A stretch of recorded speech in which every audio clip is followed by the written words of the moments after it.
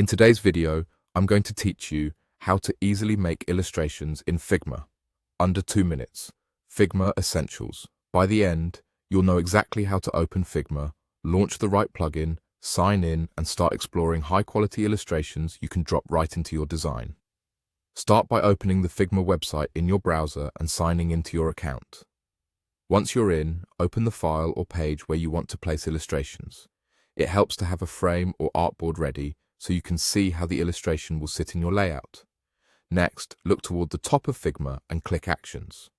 This opens the Quick Actions panel, which is a handy place to find tools without digging through menus. In that panel, click Plugins.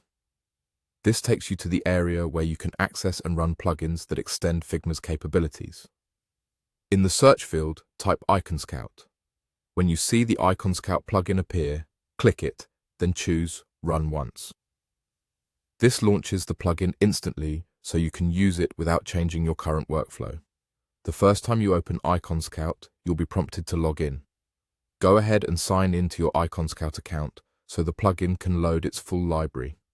If you're new to it, the sign-in is quick and you only need to do it once per session. With the plugin open and your file visible, feel free to explore the illustration library. You can browse categories, use a simple search term like business, education, or abstract, and preview styles to match your brand. Look for formats labeled as vectors so you can recolor and resize easily inside Figma.